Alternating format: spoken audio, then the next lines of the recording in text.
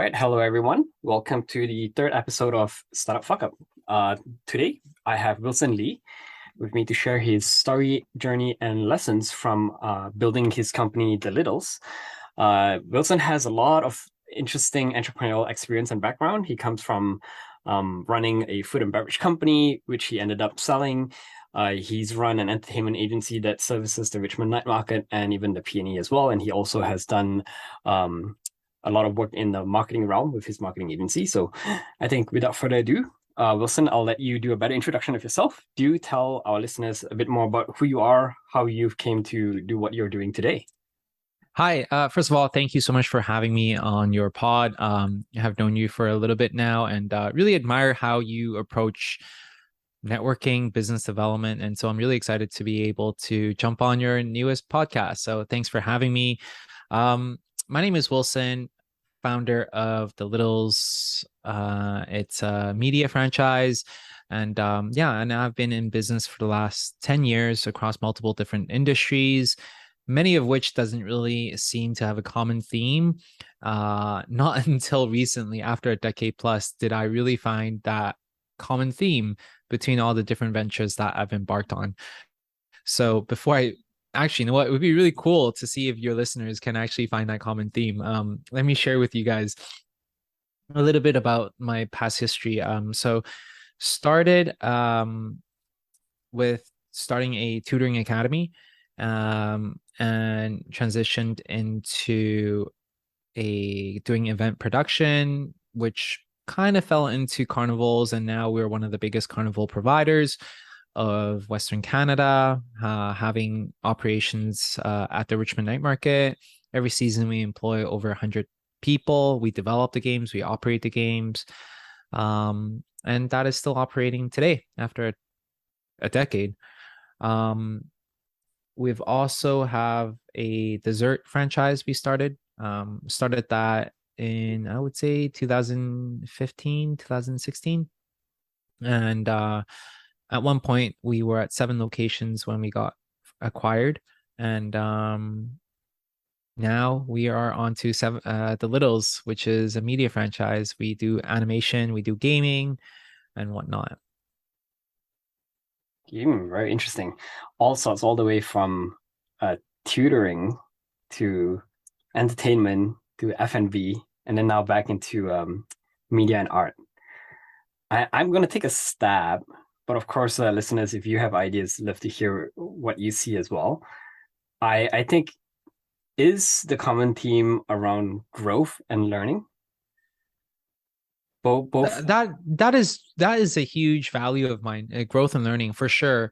And I think that the curveball that I threw in there was when I started off as tutoring, because quite frankly, all the different business adventures that I partake in is really scratching my own itch. And I started that when I was 21, or actually not 21. I don't think I was like 19 when I first started that tutoring academy.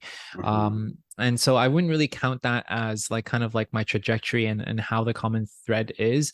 But all in all, everything that I've created, I realized that it was creating an experience, and mostly to share happiness, and this happiness feeling that I've always wanted to pursue. I'm in a very fortunate position and very lucky to be brought and raised in Vancouver.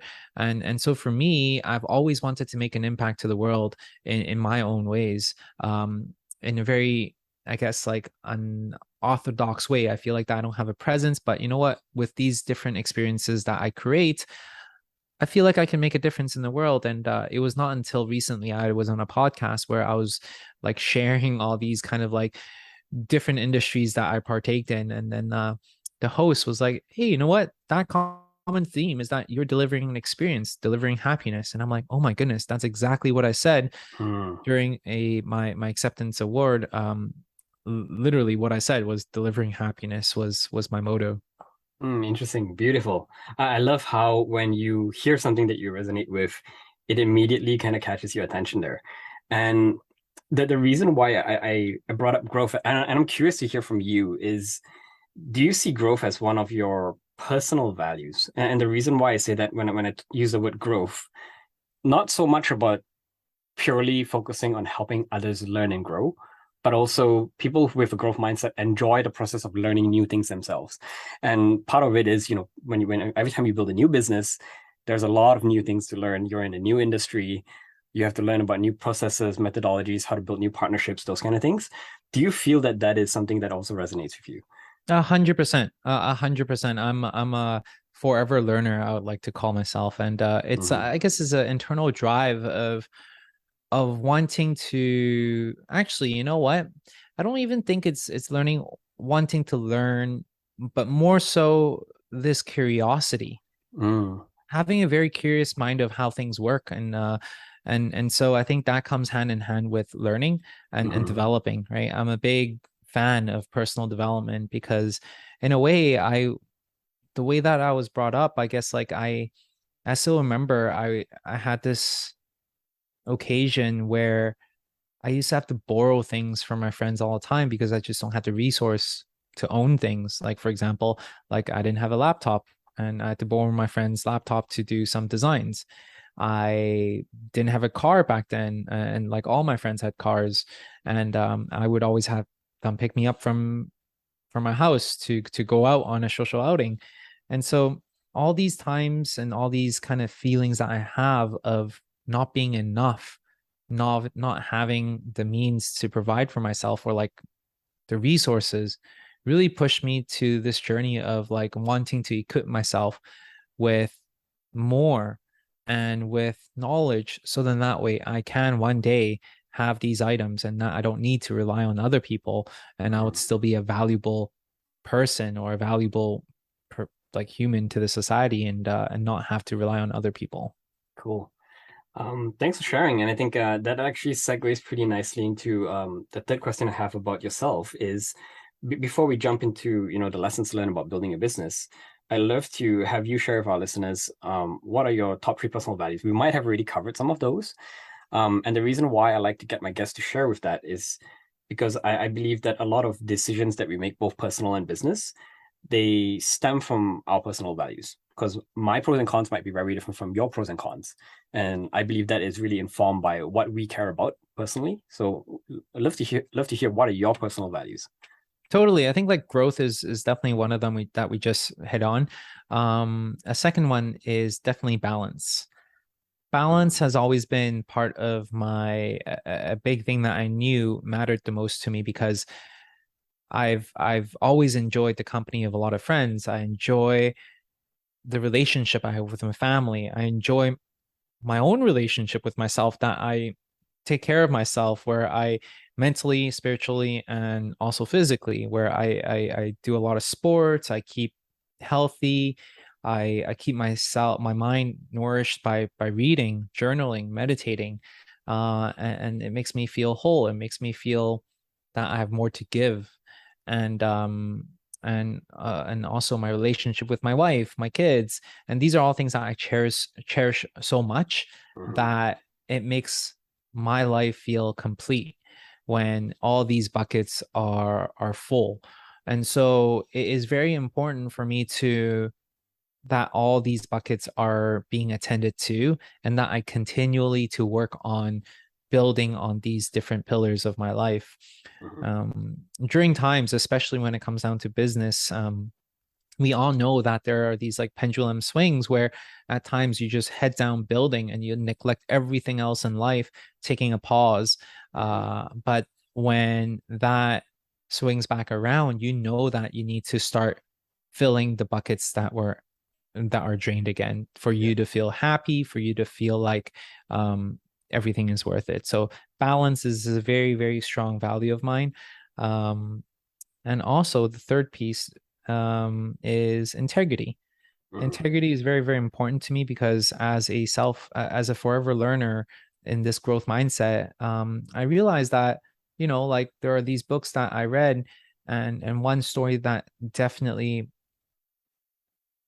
is always very vivid in my mind is that when you are passing away, how would you like to view your stories, and how would you like what are the moments that you want to flash before your eyes, right? And for me, it's me being that wise old man, hopefully, if we can get that far, that is well respected, that is a leader by example.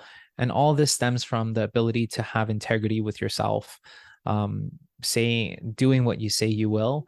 And at times when you don't, you need to acknowledge the fact that you didn't, and to make sure that you don't do it in the future again. And I think that integrity really stems, is especially important when you're working in the field of business, because ultimately business is a game of relationships. Mhm. And without integrity, no one likes to do business with someone that has no integrity. So I think it's everything kind of plays hand in hand. Great, thanks for sharing. The balance piece, I really resonate with that as well. And I've come to see it as, and I wonder if this other term might also strike home for you, is instead of thinking of it as two ends of a pendulum, or like a seesaw where you're trying to find balance.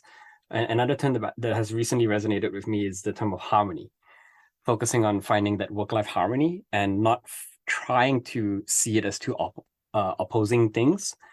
And I found that by kind of taking on that mindset, it's a lot easier for me to just accept that, hey, if I'm on a vacation, if I want to do some work, I can do some work, and I don't have to feel guilty about doing work, or anything like that. Yeah.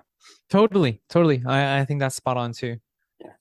Great. Maybe tell us a bit about how you've come to build the Littles. Tell us about what is it? What motivated you to start it? How far along it's come now? Totally. So Littles is actually started as an NFT project.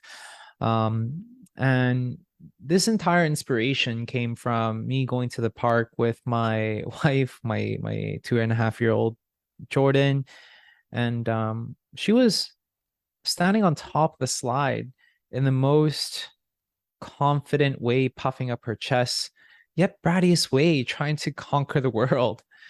And for me, all I saw was just innocence, joy, and happiness in her. And for me, that was the moment, that was the entire inspiration behind the Littles, that, I want to encapsulate that feeling and share it with the world. And that was during the time when NFTs were at its peak heights, um that everyone was talking about. And I realized that, what, if I can package this feeling out and to use NFT as a means for us to pull together a group and a community of like-minded people who believe in the same values, who believe in the same mission that we're on, I think we can create some really cool stuff. Mm. And so that's what we went to do and set out to accomplish. And since then, we were able to really make some progress in three different pillars, from animation to gaming to merchandise. And yeah, so with animation, we are in the process actually of creating an animation series featuring Jordy and the Littles. We got into an official partnership with Time Studio, which was a complete surreal moment for us, because for us, I never even thought about animation because I'm not even in the field of animation yet.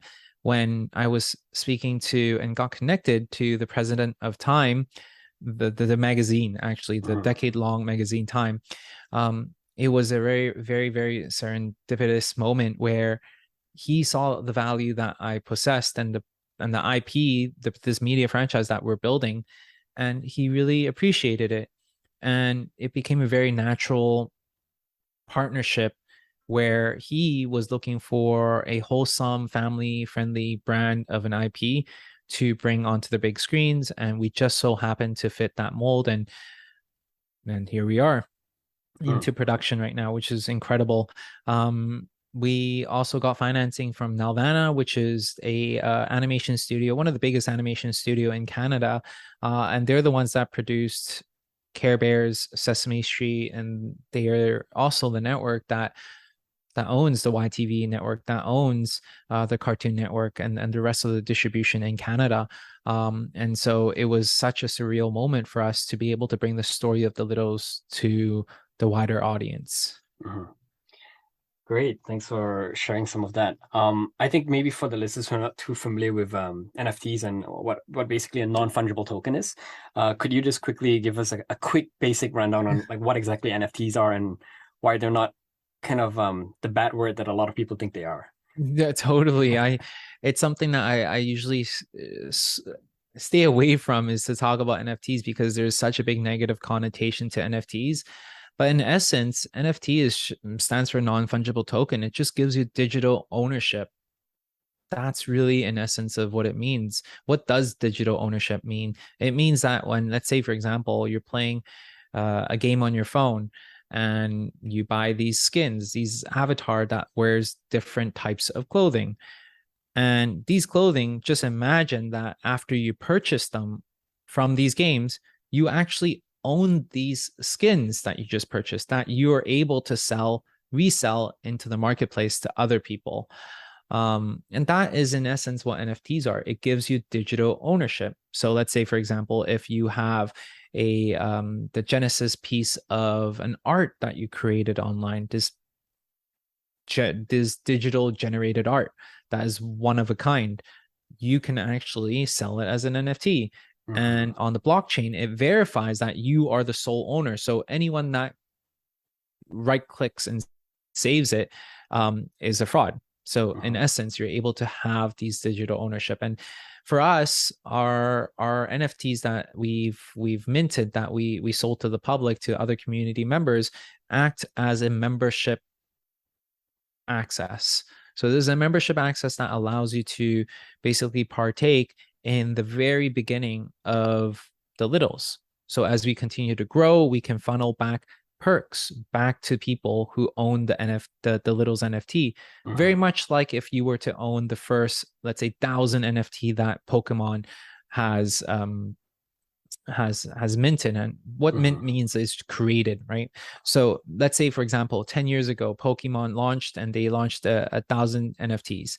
And throughout the years, Pokemon, as they grow in popularity, they keep funneling perks back to the first 1,000 fans, and in essence turning these loyal fans into super fans, because now they have digital ownership of the NFTs that they have, and in essence they would be able to ride on the upside of the brand. So in today's world, as we know, Pokemon being one of the biggest media franchises in the world, let's say if you own one of 1,000 of this limited edition piece that would never be out in the open again, and these are the original Genesis piece, these would be super valuable. As we can see, a Charizard Pokemon card sells for hundreds and thousands of dollars. So we can already imagine that these collectibles, this digital collectible, is going to be worth quite a bit in the future. Sorry, I'm just going into this nerdy. No, that is totally fine, because I think a lot of people don't quite understand it. And to even add on to it, I'll even elaborate as well. The way I see NFTs is that, if you look at traditional art, physical art, like there's only one copy of the Da Vinci's Mona Lisa, right? And if someone else makes a copy of it, like it's a pirated copy, it's not the real copy. So it isn't worth as much as the original. And I think what's really interesting with NFT here is it's not so much about the collection or the speculation on like, oh, what's going to be the next big thing to collect, but it's more about that ability to actually stake ownership on your creations as a creator. So be it, if you're in the music space, or if you're in the art space, or if you're even in entertainment or content creation, which is why I think Time's so interested in working with you guys, because as a publication, when you create assets, especially digital assets, it's really hard for the creators who are often underpaid to really stake that ownership, because who knows when that piece that they've created will become something of value in the future. So I think the NFT is a means to power the creator community, and it's not so much just out there for investment speculation and collection. So yeah, Totally. for what it's worth, Spot on. it's much more than just the NFT catchphrase. It's you're building something that is more about the legacy, more about the entertainment, more about the content itself as well. Right on. Right on. Great. So now that we know a bit about the littles and where it is at, I'd love to have us kind of talk a bit about what you've learned in the journey of building up an NFT company from scratch. You know, given that you've not never came from the background of understanding like what NFTs or blockchains are. What were some of the mistakes that you would say you've made, or what are some of the key lessons that you've had in terms of growing the company? Totally. I think that because the little started as an idea, and it really just pulled in a community of people who believed in the same thing. So community is really, in essence, the cornerstone that pulls everything together. And me coming from a background where I'm not a gamer myself, first and foremost, I spend very little time online, nor do I partake in much online communities because I like going out, I like exercising, I like hanging out with friends face to face. So for me, a huge learning curve is to understand how to communicate effectively online, how to understand this subculture that is happening in the online world. And these are things in the nuances which you would not be able to pick up just by reading a book. You just got to be able to live through it. You need to experience through it. You need to literally just experience through it in order for you to understand what to do and what not to do. And even then, it does have a lot of nuances. So initially speaking, it was very difficult for us to communicate effectively to our holders what we're trying to do with our project. What is that vision that we have? Funny enough, there was a time when I was talking to one of our community members, and I was sharing with him the vision that we have and the plans that we have to execute, and I was really excited about it. And he was really bought into it as well, and we were super ecstatic about it. And then the feedback that he gave me was like, hey, you know what, Wilson, maybe what you should do is record this conversation that we had. I know for a fact that you are basically regurgitating what you have typed out as a Medium article or in an announcement to the vast majority of the community. It's literally the same thing. However, listening to you talk about it, hearing your passion through your voice is completely different from just reading it. And then that was when it clicked to me that I'm like, oh my goodness, there's such an art to communication that no wonder there are people who don't have the confidence.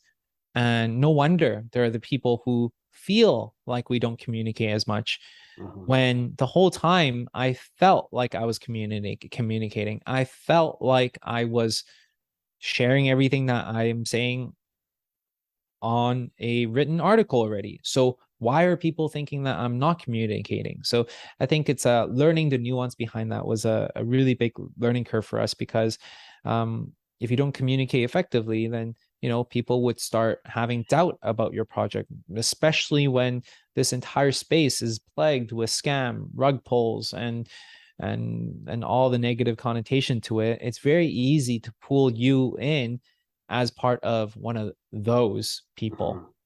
And on the note of communication, what would you say is quote unquote effective communication?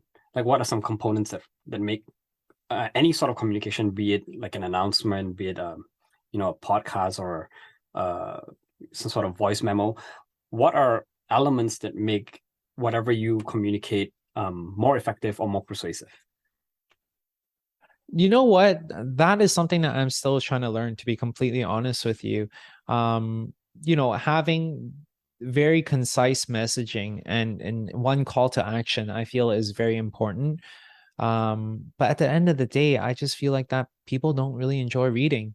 So even if you write a whole essay and be giving as much context, giving as much examples, and being as thorough as you can, people just don't like reading and they skim through stuff. And so I think it's really important that everything that you're trying to communicate, it has one core message that even if people are skimming, there's a TLDR kind of a section where it just shares with people exactly what you want them to know from this announcement and what action you want them to take. What's the call to action right afterwards?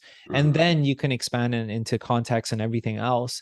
And hopefully the people that skim and the people that don't like to read, at the very least, they got the gist of what you're trying to say. Because ultimately, when it comes down to communication, it's a two-way street. It's not what we think we're sharing, but the people needs to feel like that they're heard. So sometimes it's not even about your announcement. Sometimes it's really about making sure that you understand what the community sentiment is and to write to address to that sentiment, not necessarily what you want to push down their throat. So I think there's a multiple different nuance there to share. Yeah, no, thanks for saying that. I really love that piece because and I'll give another example of that. Sometimes when I hear entrepreneurs pitch to investors, one funny thing that I often hear in a debrief session when I speak to the entrepreneurs is, they'll say to me, Chin, I thought I said this. Why don't they get it? Kind of thing. And I think that's that piece where they are sharing what they think they want to share without paying attention to what is the sentiment, why are people asking the questions they're asking, what did they actually hear? Because even though you think you said like, oh, I care about X, Y, and Z, you might not have come across the right way, and they might not have actually heard what you actually said, even though you verbally said it. So yeah, the mediums that you change, I think the mediums that you communicate in, having not only written pieces but also verbal pieces, going to events, those kind of things help you communicate in more detail, because certain things can't be communicated in simple writing, like the level of passion you might have, or kind of the aspirations you might have for your brand or dream or your product. So yeah, thanks for sharing some of that. Totally. And actually, on that note, knowing your audience and writing and actually speaking to your audience is so important, because ultimately, when you talked about speaking to an investor, that's what inspired me for this point, is because we're speaking to our community members. So automatically, everyone is just thinking about what's in it for me.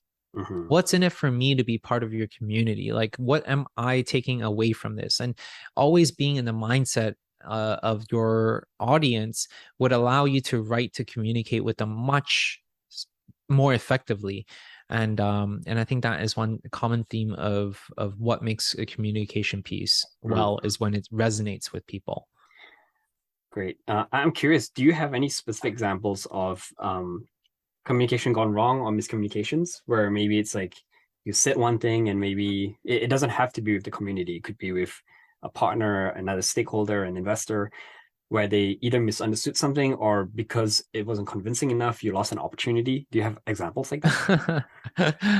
The only thing I can think of is with my wife. Joking aside, no, I think like even with communication lies into everything that you do with your friends, with your family, with your spouse, investors, community members.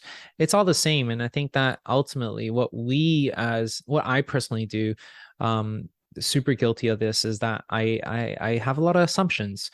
I assume people know what I'm talking about. I assume people have context. I assume that people can read my mind. And therefore, I skip out on a lot of details and context that I don't provide. And therefore, it causes a lot of frustration with, let's say, the people you work with, for example, or your spouse, because you give them one response, but in reality, you're not really addressing the entire question at hand, or you're not really replying and giving context enough for people to understand what you're trying to say. So I think it's a common theme, and it's a common thing that we as humans, I feel like, can learn a lot from, or myself rather. I love that. Definitely not making assumptions. Another thing that I've learned on the communication front as well is, if anything, just being authentic with how you communicate. Even if you make mistakes, I think oftentimes a lot of people end up in a situation where they under communicate because they're worried that if they say too much, they might put themselves in a sticky situation to unpack. But I think at the end of the day, most communities, most individuals, like, we are all human, and I think everyone knows that it's normal to make mistakes. But if you do it unintentionally, and if you're authentic about being honest about your mistakes, then most of the time people are a lot more patient than you think they are. So, for example, I've seen a lot of crowdfunding campaigns where probably not dissimilar to NFT campaigns, where because product delivery is delayed and the company that's in the crowdfunding campaign doesn't communicate anything to their stakeholders, then you get a lot of angry customers. On the other hand, I've seen people delay projects by 2 to 3 years, and their community is still happy and fine with that because they've really been transparent and authentic about it. So yeah, for what it's worth, putting that Yeah, out there. totally. Agreed. Another thing that I'm curious to hear from you, which I think ties in very closely with communication, is the idea of setting expectations. And the reason why I like to bring that up is I believe that when it comes to the experience element that you talk about, so you said like you're out there to create experiences for people, whether or not they have a good, like a positive or negative experience, I think it boils down to the expectation that they have of whatever that experience is going to be, or the product. So if you set expectations high, or if they come in with certain expectations on what an NFT project is going to look like, I mean, some of it, unfortunately, you might not be able to control because of how the marketplace or how other competitors are starting to build up that expectation. But yeah, I'd love to get your thoughts and lessons on, like, what have you learned about setting expectations with your customers? How have you learned about managing some of those expectations as well? Wow, this is a huge one when it comes down to expectation. Two big, very huge lesson for me actually. Not even on the NFT side, and I think that's part of the experience which made me who I am today. And yeah, it's a the reason why I'm drawing blank is because that experience, which I'll share with you, actually put me into a semi-depression for a couple months, and I learned a huge thing about that. So back in the day when I was still working in event production, carnivals, I think this was in 2016 or 17. We went to create one of the biggest Vancouver winter markets as an event, a 10-day event. And yeah, so never has anyone done that before in Vancouver. We set out to create an event called Vancouver Winter Wonderland.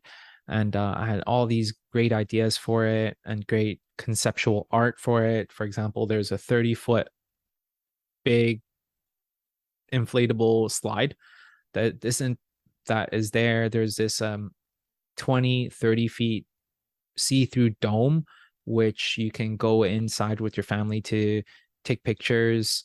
There is a 40 feet long pool, which you can run in it like a hamster ball. There's 50 different trees that are in there. That's like this mini game that we have hosted as well, that you can go into these different trees and you can hang your ornaments for you to win a prize. And then we have like 300 different vendors in there, 10 food carts. So all in all, this was a really big event that we were hosting. And we sold out of the vendors. We sold out of all the tickets. We had over 50,000 people come through the doors. And yeah, so all the initial work we sold was done really well. But when it came down to when people attended the event, it was really far from what people were expecting.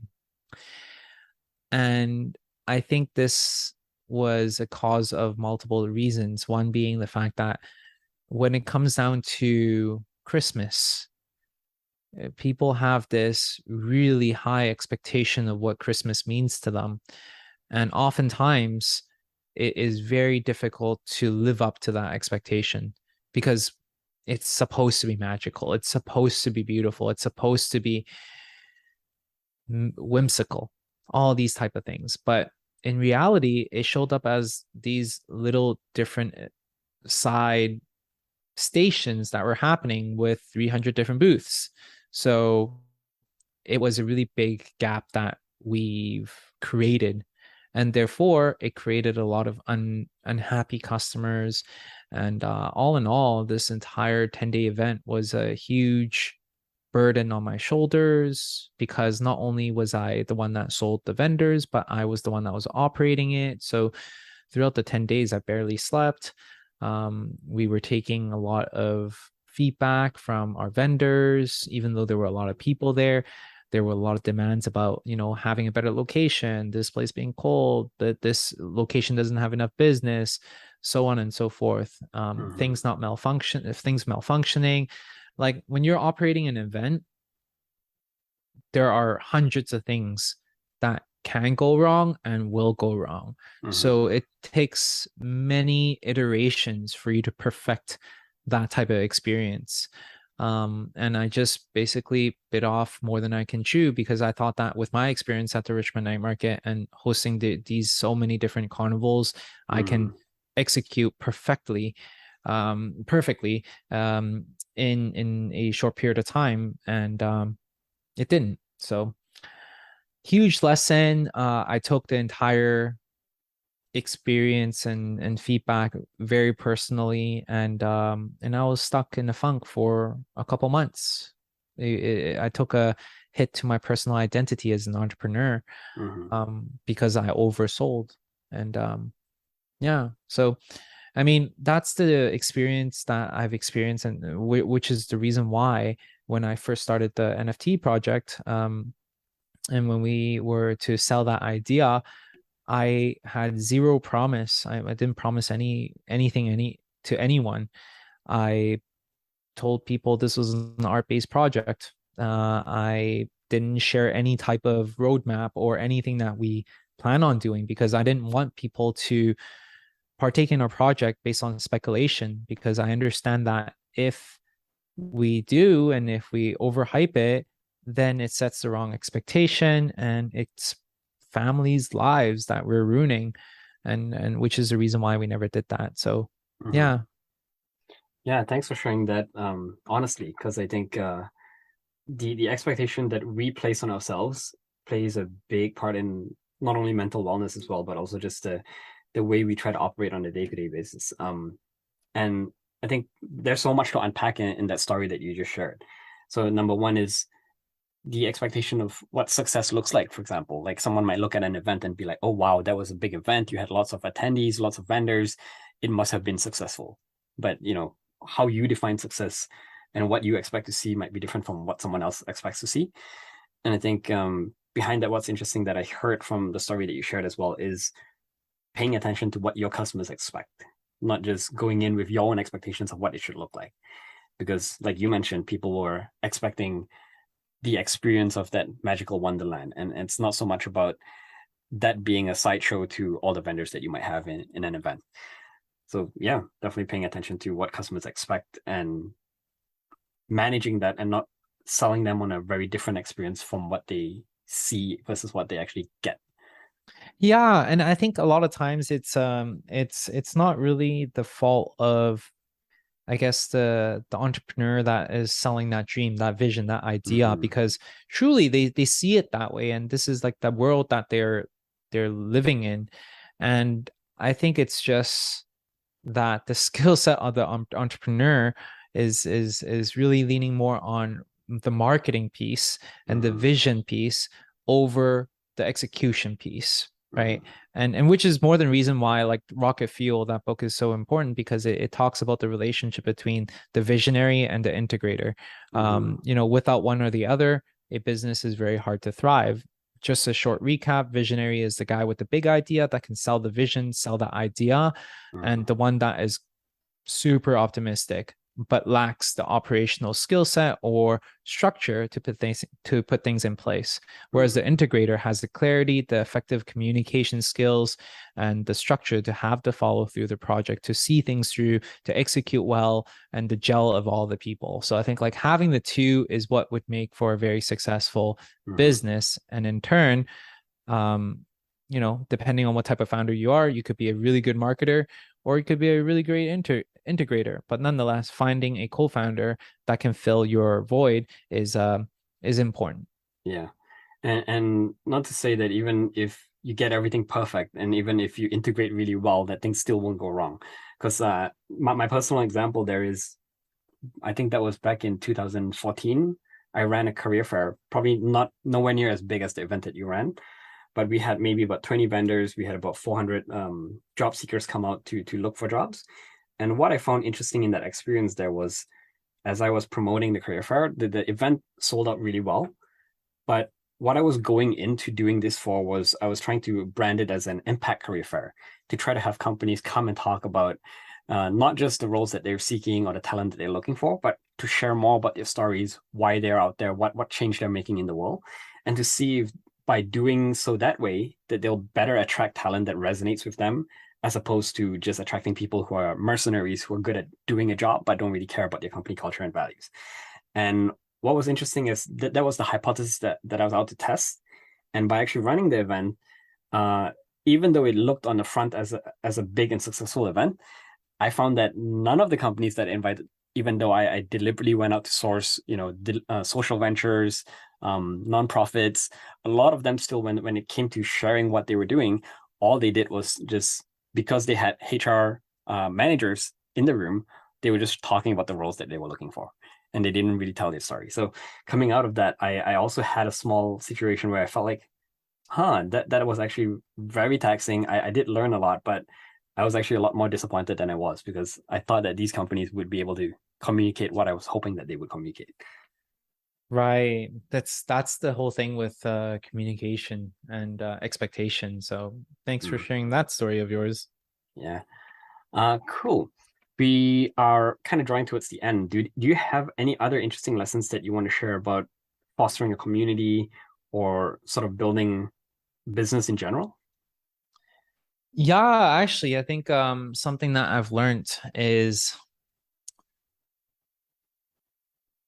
really to have that belief in yourself. And the reason why I say that is because with the littles, it's the project itself has achieved new heights that I never thought was possible. You know, being able to partner with such a big legacy brand, we have a community of over 80,000 people, just all these things going with us in the flow. But I still remember that prior to jumping into this field and this project, I was struggling. I was struggling with my online education business, and in terms of struggling to find that traction, finding that passion, finding that product market fit. And it was, and I always believed in the fact that I'll figure it out, one way or the other, I'll figure it out. And that has always been my motto, is just to keep going and just having that drive to keep going forward despite whatever result it is. I can continue to pivot, I can continue to change course, whatever the case may be. But the number one thing is just to not give up and not lose hope in that. And long and behold, we founded the Littles last year, attained new heights and everything. And yeah, so just wanted to send that message out for people who may be struggling, who may be wanting to find their passion. Actually, speaking about passion, funny Mm-hmm. enough, it actually took me more than a decade to find my passion. It was not until I've created the Littles that I felt like I'm passionate about this. I never really share with any of my friends about the projects that I work on, because honestly, none of which I'm proud of. Not that it was something that I shouldn't be proud about, but it Mm-hmm. was just not something that I'm proud about at all. I felt like it was an opportunity, and I went ahead and created a solution to it. Mm-hmm. Opportunity, solution, opportunity, solution. And I was doing well for myself. And I knew I wanted to do business. I knew I had passion in business, but it was not it. It was not until the littles where I can confidently share and say that, I found my passion. And it Mm-hmm. took me more than 10 years, even though, like I started so young. it took me 10 years to find something that I'm passionate about doing. And so, yeah, the books and the lessons, the gurus, the mentors, everyone telling you to go chase your dreams and to like follow your passion, Yeah. it is super incredibly difficult to do that. But just don't give up because you'll get there one day. It might Yeah. take you 10 years. Thanks for saying it. And I'm curious to hear as well, your take on this, because what I find is the challenge that a lot of entrepreneurs face, and I think me and you, we are in a similar situation as well, or we might have already learned some of these lessons, is that a lot of us entrepreneurs, we tend to be opportunistic. And being opportunistic is not a bad thing. Yeah, I would say it's definitely an essential skill in being an entrepreneur. But I find that because we tend to be opportunistic, we tend to be like you. We struggle with that alignment on purpose, alignment on passion, and sometimes we tend to chase what we call the shiny objects, right? Um, so as someone who's been through some of those motions, how do you feel like, if you're running a business, if you're running yourself into a wall, how do you know that you should kind of continue to stick with it, or do you have like a kind of compass that tells you, maybe now's the right time to explore other opportunities? Like how do you try to face those kind of tough decisions, whether you should continue or should you shut the business down, kind of thing? I think that for every project that I embark in, I try to tell myself that, or even not projects, but rather like anything that I do, I ask myself, if I were to do this, can I commit to an extended period of time? So, for Mm-hmm. example, I've been creating content on YouTube for over 6 years. We have over 400 videos and whatnot. But I'm not a techie, nor do I like cameras or anything. I just knew that it was important for me to do so because, video allows you to communicate a lot more effectively because you can see the person, because there's a lot more trust that can be built. And so I asked myself this question about, can I do and can I commit and make a promise to myself that I will do this for 100 videos? Mm-hmm. And if the answer is no, I won't even start. But if the answer is yes, I will start. And not only will I start, but I wouldn't evaluate whether something is worth doing until I hit that mark. Mm-hmm. Until I hit 100 videos, I can't say whether I like it or not. I cannot say whether this is effective or not. So the reason why I share this story is because for any type of business project, there is I would say a commitment that I put myself through, that in order for me to call quits, have I paid enough dues in this industry? Mm-hmm. Have I done and explored everything that I could before I move on? So I think that is very important, because if you leave stones unturned, what's going to happen is that you're always going to wonder that, hey, you know what if it was that stone that I didn't turn? That's the golden ticket. What if it's that one? Right? Yeah. There's always this doubt. And have you committed enough? Right? So I think like every industry, every project is a little bit different. But ultimately, setting these goals in mind right from the get-go would allow you to tell yourself that, okay, when you hit this mark, this is a time when you can call quits, or that's when you can think about it. So for the ice cream Mm-hmm. franchise that we created, I gave myself 5 years. Initially, our goal was to hit 100 franchise in 5 years. Mm-hmm. And by the end of the 5 years, we hit 7 franchises. I mean, am I excited about it? Am I proud of it? If in so many ways, I felt like it was not a success, but yet in many other ways, it's a huge success that a lot of people can, focus and build a business for 5 years and yet never have a second location. Yet we have 7 locations internationally, one in Beijing, Edmonton, Vancouver, like Singapore. Like there's like it was a success by in different definition altogether. But Mm-hmm. that was a moment when I told myself the 5 year mark, and I realized that, you know what, after 5 years, is this the industry that I still want to be in? Have we cracked cracked the code yet? Is this something that we want to move on from? Mm-hmm. And that was when I started to evaluate that maybe it's a good idea to have this brand in other people's hands. Yeah. Cool. No, thanks for sharing. I think that's a very interesting mindset to have. And if I were to reiterate that, setting clear goals and expectations for yourself and your business as you go into it, because what I see with a lot of entrepreneurs is, especially if they're starting for the first time, they tend not to know what they want with their business. And they tend to say like, okay, I just want to start this business and we'll see how it goes. And I think that the challenge with that see how it goes mindset is you don't know when is the right time to call it quits, or you don't know when's the right time to pivot, change your strategy. If you haven't set specific goals, like in your case, you might say, okay, 5 years, I'm going to try to do X amount. Have I done it? Have I not? Then you can, based on that checkpoint, understand how you should change your strategy or change your approach. So yeah, thanks for bringing that up.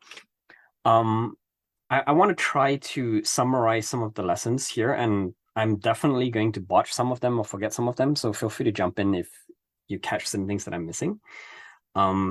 So working backwards, I think one of the interesting lessons that I've heard from you is understanding that the purpose piece and the importance of it.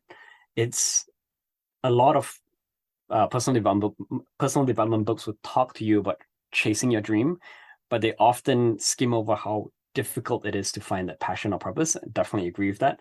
But once you do, or if you're in a very privileged position to have a clear idea of what your personal passion or purpose is, then I think that is kind of a good true north for you to stick to, because as you build a business around that, and what I've seen working with a lot of social entrepreneurs is businesses don't fail. Usually a business fails when the entrepreneur gives up. And when do they give up is when they feel that they no longer resonate with what they're doing.